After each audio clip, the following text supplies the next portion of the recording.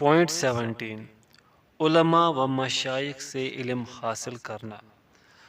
طلب علم میں اصل یہ ہے کہ تلقین اور اساتذہ کے ذریعے علم حاصل کیا جائے، علماء و مشائخ سے ہم کلام ہوا جائے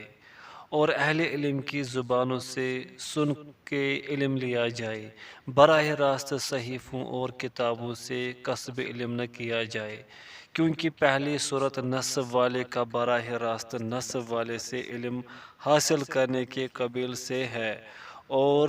وہ استاد اور معلم ہے۔ رہی دوسری صورت کتاب سے علم حاصل کرنے کی، تو وہ ایک جامد شے ہے، اس میں نسب سے اتصال کہاں ہے؟ اور کسی کہنے والے نے کہا ہے جو علم میں تنہا داخل ہوتا ہے تنہا ہی نکلتا ہے، یعنی جو استاد کے بغیر علم حاصل کرنا چاہتا ہے بلا علم ہی واپس لوٹتا ہے، کیونکہ علم ایک صنعت اور کاریگری ہے، اور ہر صنعت کا ایک صانع اور کاریگر ہوا کرتا ہے، لہذا اس کاریگری کو اس کے ماہر استاذ ہی سے سیکھنا اور حاصل کرنا ضروری ہے۔ اس بات پر اہل علم کا تقریباً اجماع ہے، سوائے علی بن رضوان مصری طبیب، وفات 453 ہجری جیسے شاذ آدمی کے، کہ ان پر ان کے ہم عصروں اور بعد کے علماء بھی نے رد کیا ہے۔ حافظ ذہبی رحمہ اللہ ان کے سوانح میں رقم طراز ہے، ان کا کوئی شیخ نہیں تھا، وہ کتابوں سے علم حاصل کرنے میں مشغول رہے اور کتابوں سے حصول علم و فن کے سلسلے میں ایک کتاب بھی تصنیف کی اور یہ بتلانے کی کوشش کی کہ کتابوں سے علم حاصل کرنا علماء سے کسب فیض کرنے سے زیادہ موزوں اور مناسب ہے، حالانکہ یہ غلط ہے۔ امام صفدی رحمہ اللہ وفات 764 ہجری نے الوافی میں ان پر تفصیلی رد کیا ہے، اور ان سے امام زبیدی رحمہ اللہ وفات 1205 ہجری نے شرح الاحیاء میں کئی علماء کا رد نقل کیا ہے، جنہوں نے اس بات کے متعدد اسباب و وجوہات بیان فرمائے ہیں۔ اسی میں ابن بطلان وفات 458 ہجری کا یہ بھی قول ہے جو انہوں نے ان کی تردید میں کہا ہے۔ چھٹی بات یہ ہے کہ کتاب میں کچھ چیزیں ایسی پائی جاتی ہیں جو علم کی راہ میں رکھنا ہوتی ہیں، جبکہ وہ باتیں ایک استاد اور معلم میں نہیں پائی جاتی، جیسے زبان سے نہ بولنے کی صورت میں تصحیف کے سبب حروف میں اشتباہ، نگاہ خطا کر جانے کے سبب ہونے والی غلطی، اعراب کے سلسلے میں کم تجربہ یا موجود اعراب میں فساد و خلل، اور کتاب کا قابل اصلاح ہونا، کچھ ایسا لکھ لینا جو پڑھا نہ جائے اور کچھ ایسا پڑھ لینا جو لکھا نہ ہو، صاحب کتاب کا مذہب نسخہ کی بوسیدگی، نسخہ کا ردی ہونا، پیراگرافوں کے درمیان پڑھنے والے کا کچھ اضافہ کر دینا، تعلیم کے حصول و مبادی کا خلط ملط، اس علم و فن کے بعض اصطلاحی الفاظ کا ذکر، بعض یونانی الفاظ جس کی نقل کرنے والے نے لغوی شرح نہ کی ہو جیسے نوروز، تو یہ ساری چیزیں علم کی راہ میں رکاوٹ ہیں۔ امام صفدی فرماتے ہیں، اسی لیے علماء کہتے رہے ہیں کہ کسی صحفی یا مصحفی سے علم حاصل نہ کیا کرو،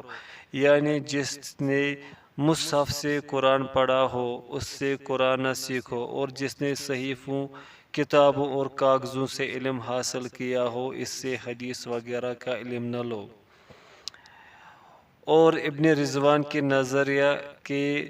باطل ہونے پر ظاہری اور عملی دلیل بھی موجود ہے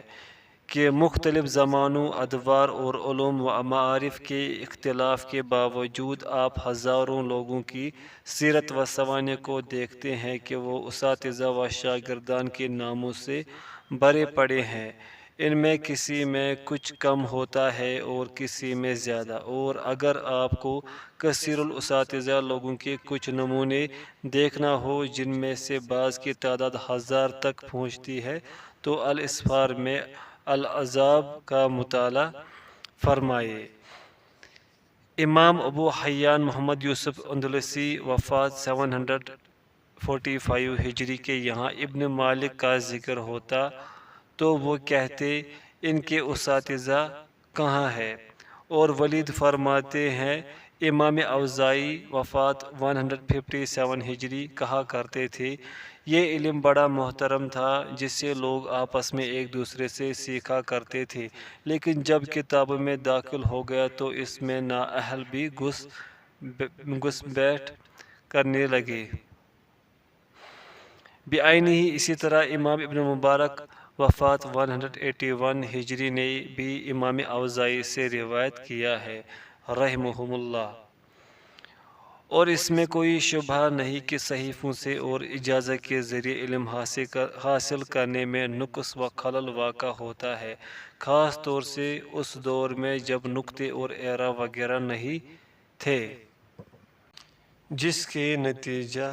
میں لفظ بدل جاتا تھا،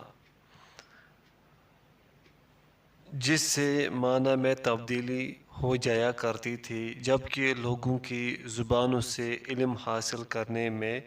اس قسم کی غلطیاں واقع نہیں ہوتی۔ اسی طرح حافظہ سے بیان کرنے میں بھی وہم واقع ہو جایا کرتا ہے،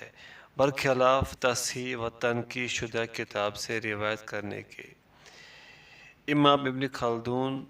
نے اس سلسلے میں بڑی عمدہ گفتگو فرمائی ہے، جیسا کہ ان کے مقدمہ میں مذکور ہے۔ اور شاعر ابن العریف سنہاجی نے کیا خوب کہا ہے، جو اپنی اصل کتاب لے کر کسی عالم کے روبرو بیٹھ کر علم حاصل نہیں کرتا، مشکلات اور دشواریوں میں اس کا یقین بھی وہم و گمان ہوتا ہے۔ اور امام ابو حیان اکثر یہ اشعار گنگنایا کرتے تھے۔ ترجمہ: نادان اور کم عقل لوگ سمجھتے ہیں کہ سمجھدار کو کتابیں ہی حصول علم کی رہنمائی کر دیتی ہیں، جاہل کو اتنا پتہ نہیں کہ ان میں ایسی پیچیدہ باتیں بھی ہوتی ہیں جو سمجھدار کی عقل کو حیران کر دیتی ہیں۔ اگر تم بلا استاد علم حاصل کرنا چاہو گے تو صراط مستقیم سے بھٹک جاؤ گے، اور مسائل تم پر اس حد تک گڑبڑ ہو جائیں گے کہ تم حکیم کے توما نامی گدھے سے بھی زیادہ گمراہ ہو جاؤ گے۔ تیسری فصل: استاذ کے ساتھ طالب علم کے آداب۔ پوائنٹ 18: استاذ کا ادب و احترام۔ چونکہ علم ابتداءً کتابوں سے حاصل نہیں کیا جا سکتا، بلکہ کوئی استاذ ہونا ضروری ہے جس کے ذریعے آپ علم کی کنجیاں مضبوط کر سکیں تاکہ خطا اور لغزش سے محفوظ رہ سکے۔ اس لیے اپنے آپ کو استاذ کا ادب و احترام بجا لانے کی خوبی سے آراستہ کرے، کیونکہ یہ صفت فلاح و کامرانی، حصول علم اور توفیق الہی کی علامت ہے۔ لہذا آپ کے یہاں اپنے استاذ کی حد درجہ عزت، ہیبت، ادب و احترام اور اس کے تئیں نرمی اور ملائمت ہونی چاہیے۔ اس لیے اپنے شیخ کے ساتھ بیٹھنے، گفتگو کرنے، سلیقہ سے پوچھنے اور سننے، اس کے ساتھ کتاب کھولنے، نیز کتاب کے ساتھ اور اس کے سامنے زبان درازی اور جھگڑا تکرار نہ کرنے، گفتگو اور چلنے وغیرہ میں اس سے آگے نہ بڑھنے، یا اس کے سامنے کثرت کلام یا اس کی بات اور درس کے دوران اپنی بات سے مداخلت یا جواب کے لیے بے جا اصرار، اسی طرح کثرت سوال سے اجتناب، بالخصوص مجلس اور حاضرین کی موجودگی میں، اور اس قسم کی دیگر چیزوں میں تمام آداب بجا لاؤ، کیونکہ یہ چیزیں تمہارے لیے خسارہ و دھوکہ اور استاذ کے لیے اکتاہٹ کا سبب ہے۔ اپنے استاد کو صرف اس کے نام یا لقب سے مت پکارو، مثلاً اے شیخ فلاں نہ کہو، بلکہ اے میرے شیخ یا اے ہمارے شیخ کہو۔ اس کا نام نہ لو کیونکہ یہ بڑے ادب و احترام کی بات ہے۔ اسی طرح اسے تائی خطاب یعنی اردو میں تو تم وغیرہ سے مخاطب نہ کرو، نہ ہی کسی مجبوری کے بغیر اسے دور سے چلا کر آواز دو۔ غور کرو کہ اللہ تعالیٰ نے اپنے فرمان میں انسانیت کے معلم خیر صلی اللہ علیہ وسلم کے ساتھ کس ادب و احترام کی رہنمائی فرمائی ہے۔ ارشاد ہے لا تجعلوا دعاء الرسول بینکم کدعاء بعضکم بعضا، اپنے درمیان رسول صلی اللہ علیہ وسلم کو ویسے نہ پکارو جیسے تم آپس میں ایک دوسرے کو بلایا کرتے ہو۔ سورۃ النور آیت نمبر 63۔ جیسے آپ کا اپنے حقیقی باپ کو اے فلاں یا اے میرے ابا فلاں کہہ کر بلانا مناسب نہیں، اسی طرح آپ کے استاد کے ساتھ بھی یہ انداز مناسب نہیں۔ اسی طرح مجلس کا وقار لازم پکڑو، نیز درس سے اپنی خوشی و مسرت اور اس کی افادیت کا اظہار کرو، اور اگر شیخ سے کوئی لغزش یا وہم ہو جائے تو اس کے سبب تمہاری نگاہ میں اس کی اہمیت کم نہیں ہونی چاہیے، کیونکہ یہ اس کے علم سے تمہاری محرومی کا باعث ہوگا، اور ایسا کون ہے جو خطا اور غلطی سے بالکل محفوظ ہے۔ اپنے شیخ کو الجھن میں مبتلا کرنے والے معاملات سے احتراز کرو، اور اسی قبیل سے وہ معاملہ بھی ہے جسے جدید لوگ اعصابی جنگ کے نام سے جانتے ہیں، بائی معنی کہ شیخ کی علمی صلاحیت اور اس کے صبر و تحمل کا امتحان لیا جائے، اور اگر تمہیں کسی دوسرے شیخ کی طرف منتقل ہو کر اس سے علم حاصل کرنے کا ارادہ ہو تو اپنے اس شیخ سے اجازت لے لو، کیونکہ ایسا کرنا اس کے ادب و احترام اور اس کے دل میں تمہاری محبت و شفقت کا باعث ہوگا۔ اس کے علاوہ وہ دیگر تمام آداب جنہیں دینی باپ کی حیثیت سے اپنے شیخ کا حق ادا کرنے والا ہر با توفیق و مبارک شخص طبعی و فطری طور پر جانتا ہے، یا جسے بعض قوانین ادبی علمی شیرخوارگی کا نام دیتے ہیں، جبکہ بعض علماء کا اسے دینی پدر روحانی باپ کہنا اس سے زیادہ موزوں ہے، لیکن اسے چھوڑ دینا زیادہ مناسب ہے۔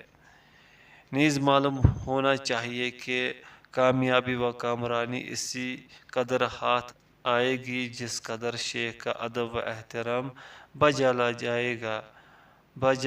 جائے گا، اور شیخ کا ادب و احترام جس قدر فوت ہوگا اسی قدر وہ پستی و نامرادی کی علامت ہوگی۔ ایک اہم تنبیہ، میں تمہارے لیے اجمیوں، صوفیوں اور گئے گزرے بدعتیوں وغیرہ کے رویے سے اللہ کی پناہ چاہتا ہوں، یعنی شرعی آداب کے خلاف خضوع، پستی اور جھکاؤ سے، مثلاً استاد کا ہاتھ چاٹنا، مونڈھوں کو بوسہ دینا، سلام کرتے وقت دائیں ہاتھ کو دائیں اور بائیں ہاتھ سے پکڑ لینا جیسے بڑے لوگ بچوں سے شفقت و پیار کرتے ہیں،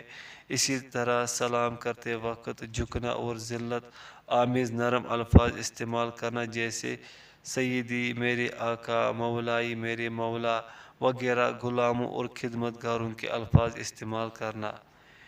نیز علامہ شیخ محمد بشیر ابراہیمی جزائری سلفی وفات 1380 ہجری رحمہ اللہ کا قول ملاحظہ فرمائے جو انہوں نے البصائر میں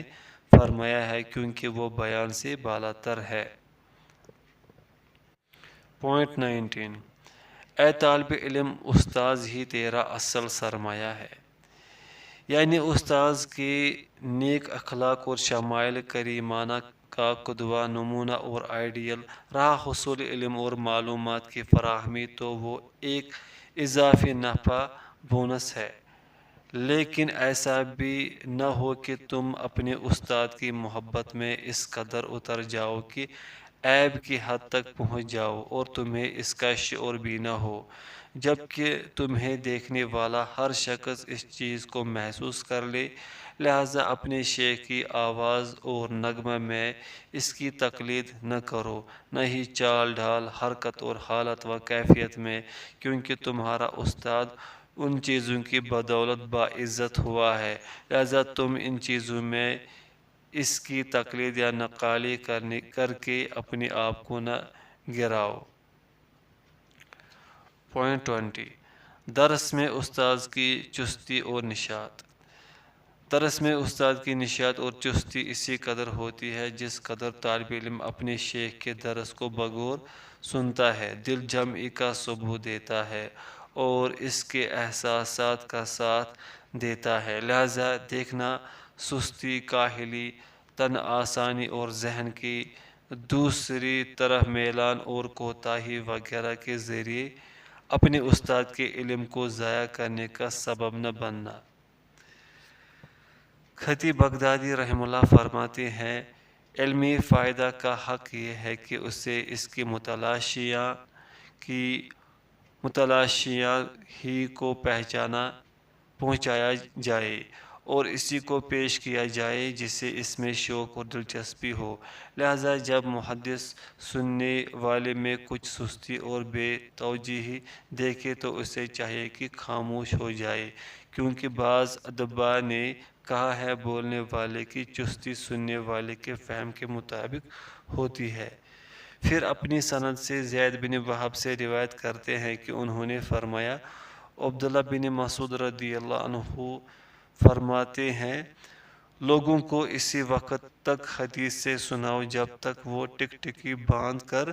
تمہیں دیکھ رہے ہو، اور جب تم ان میں کوئی سستی دیکھو تو سنانا چھوڑ دو۔ پوائنٹ 21، دوران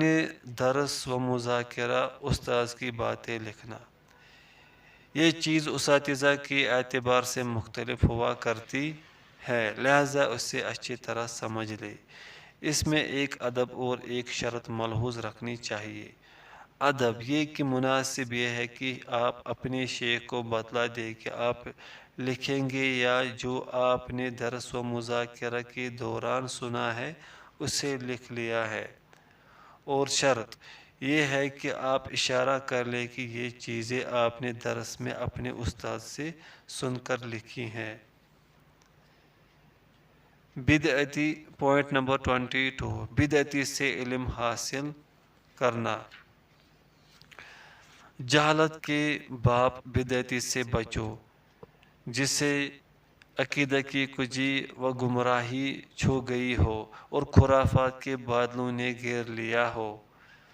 جو خواہش نفس کو حاکم اور فیصل قرار دے اور اسے عقل و دانش اور لاجک کا نام دے اور نص سے اعراض کرے۔ ارے کیا نص ہی میں عقلی گھوڑے دوڑانے کی ضرورت ہے کہ ضعیف کو خوب مضبوطی سے تھام لے اور صحیح سے دور جا رہے۔ انہیں اہل شبہات اور اہل اہواء بھی کہا جاتا ہے۔ اسی لیے امام عبداللہ بن مبارک رحمہ اللہ بدعتیوں کو اصاغر، نہایت چھوٹے گئے گزرے کا نام دیتے تھے۔ امام ذہبی رحمہ اللہ فرماتے ہیں، جب تم عقل پرست بدعتی کو یہ کہتے ہوئے دیکھو کہ بھائی کتاب اور حدیث سے چھوڑو، ہمارے سامنے عقل پیش کرو، تو جان لو کہ وہ ابو جہل جہالت کا باپ ہے۔ اور جب صوفی توحیدی وحدت الوجودی کو یہ کہتے دیکھو کہ ہمارے سامنے عقل و نقل، کتاب و سنت نہ پیش کرو، ذوق اور وجدان پیش کرو، تو سمجھ لو کہ وہ ابلیس ہے جو انسان کی شکل میں آ گیا ہے، یا یہ کہ اس میں حلول کر گیا ہے۔ لہذا اگر اپنے آپ کو اس کے مقابل بزدل پاؤ تو بھاگ جاؤ، ورنہ اس سے پٹک دو اور اس کے سینے پر چڑھ بیٹھو اور اس پر آیت الکرسی پڑھ دو اور اس کا گلا گھونٹ کر رکھ دو۔ مزید فرماتے ہیں، میں نے شیخ موافق کے قلم سے لکھا ہوا پڑھا ہے، وہ فرماتے ہیں کہ ہم نے اپنے بھائی ابو عمر کے ساتھ ابن ابی اسرون کا وفات 575 عفواً 585 ہجری کا درس سنا اور ان سے بے تعلق ہو گئے۔ پھر میں نے اپنے بھائی کو کہتے ہوئے سنا کہ میں ان کے پاس گیا تو انہوں نے کہا تم لوگوں نے مجھ سے قطع تعلق کیوں کر لیا؟ تو میں نے کہا کچھ لوگ کہہ رہے ہیں کہ آپ اشعری ہیں، تو انہوں نے کہا اللہ کی قسم میں اشعری نہیں ہوں، یہ حکایت کا معنی ہے۔ امام مالک رحمہ اللہ سے مروی ہے، فرماتے ہیں 4 قسم کے لوگوں سے علم نہیں لیا جائے گا: بے وقوف جو کھلی حماقت و نادانی کرے، خواہ وہ لوگوں میں سب سے زیادہ روایت کرنے والا کیوں نہ ہو۔ پوائنٹ سیکنڈ، بدعتی جو اپنی خواہشات نفسانی کی دعوت دے۔ پوائنٹ تھرڈ، جو لوگوں سے گفتگو میں جھوٹ بولے اگرچہ میں نے اسے حدیث میں جھوٹ سے متہم نہ پایا ہو۔ پوائنٹ فورتھ، وہ صالح اور عبادت گزار فاضل شخص جسے وہ چیزیں یاد نہ ہو جو وہ بیان کر رہا ہو، جس